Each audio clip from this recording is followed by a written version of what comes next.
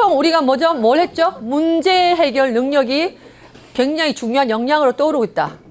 근데 늘 문제는 접하는 문제인데 이 문제를 내가 그동안 어떻게 해결해 왔나를 잘 보시면 뭐 잘 해결해 온 것도 있지만 뭐 100% 우리가 꼭 이 방법으로 했어야 되나 하는 부분을 좀 착안을 할 필요가 있는 거예요. 너무 습관적으로 문제를 바라보고 너무 습관적으로 문제를 해결했던 건 없었는지 한번 보고 시간이 갈수록 복잡하고 굉장히 처음 맞닥뜨리는 문제들에 우리는 접하고 있다.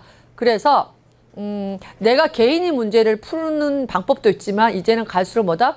머리가 머리를 서로 맞대서 다양한 경험을 가진 사람들이 서로 이야기를 충분히 하면서 새로운 문제점을, 그 문제에 대한 해결을 좀 찾아 나가는 그 과정, 이런 것들을 충분히 경험을 해야 되는데 이게 생각보다 또 경험이 그렇게 많지 않으시거든요. 그래서 그런 거에 대한 부분이 많이 필요로 하다. 그래서 서로 협업하죠. 협력하고. 왜? 변해야 되니까. 지금 사회에서 요구받는 거는 혁신하라, 변해라 이런 것들이 모든 것이 다 적용이 되다 보니까 변하려고 하니까 그전에 했던 걸 다른 거를 뭐 찾아내려는데 갑자기 이게 안 나오잖아요. 그러다 보니까 이런 것들을 계속 우리가 하고 있는 거다. 그리고 문제라는 것은 과연 그 문제가 맞냐라부터 시작하는 거예요. 문제를 해결하려고 바로 덤벼들지 마시고 그 문제를 바라보는 관점부터 시작하셔야 된다. 그래서 문제를 일으키고 있는 그 주변의 현상, 상황을 좀 깊게 정보를 탐색하시고 볼 필요가 있다. 그러다 보면 그 문제가 일어나는 원인이 또 보일 수도 있고 이런 것들이 뭐다? 해결하기 전의 단계입니다. 충분히 준비를 해서 그 다음에 문제 해결에 대한 방법을 생각하는데 문제 해결 아이디어를 제가 그랬잖아요. 좀 창의력이 필요한데 창의력은 뭐다? 뭐 있는 사람 따로 있고 없는 사람 따로 있는 게 아니다. 사람은 누구나가 그 능력을 잠재의식 속에 가지고 있다. 뭐 나이가 많아서 뭐 없고 이게 아니다. 근데 뭐 조금의 차이는 있겠죠, 솔직히. 근데 사실 다 있어요. 근데 뭐 무슨 차이가 있다 그랬죠? 가장 큰 거? 그것을 그 문제를 얼마나 절실하게 내가 풀고 싶어 하느냐에 그 창의력이 확 올라올 수도 있고 안 나타날 수도 있는 거다. 그런 이야기를 좀 말씀을 드린 것 같습니다.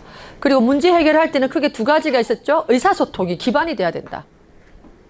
그 다음에 또 하나는 뭐다 문제 해결에 대한 어떤 프로세스나 분석적인 스킬 뭐 이런 것들도 좀 필요한데 이 분석적인 스킬을 쓰고 이런 것들은 우리가 2회가 다음 주죠. 다다음 주인가? 30일인가요? 그때부터 조금씩 연습을 할 거고 오늘은 뭐다? 일단 의사소통 부분을 우리가 계속 지금 배우고 있는 거다. 소통하면 크게 세 가지가 있으면 기억나십니까? 업무적인 소통과 정서적인 소통이 필요하다. 업무적인 소통은 크게 두 가지.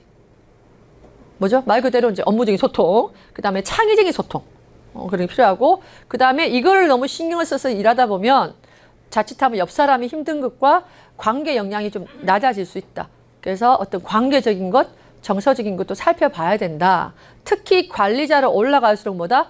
이 정서적인 소통 부분에 대해서 역량을 많이 키우셔야 된다. 근데 이 정서적인 소통이 뭐냐는 거죠. 결국 사람의 다른 사람 마음을, 기분을 이해하고, 공감해주고, 잘 들어주고 뭐 이런 우리가 다 알고 있는 일반적인 이야기이긴 한데 이야기는 다 알지만 실제 상황에서 우리가 잘 이거를 진짜 잘 발휘하고 있나라는 부분이에요. 그래서 첫 번째는 제일 중요한 건 들어주는 것. 듣는 게 제일 정확하게 듣는 거 제일 중요하다. 듣는 거는 정보를 정확하게 듣는 것도 중요하고 또 상황에 따라 그 밑에 내면에 그 사람이 지금 이를 말할 때 어떤 기분과 또 숨겨져 있는 욕구, 의도 를 듣는 게 중요하다. 이걸 이제 맥락적 경청이라 그러고 사실을 정확하게 듣는 것을 적극적인 경청이라 그래요. 어느 게 더 중요하다가 있다 없다? 없어요. 다 중요하죠. 다 중요하죠. 그런 말씀 드렸고 그 다음에 이제 의도나 이런 걸 파악하려면 그 사람이 갖고 있는 기분을 좀 살펴야 된다. 이게 뭐다? 공감 능력이다 그랬어요.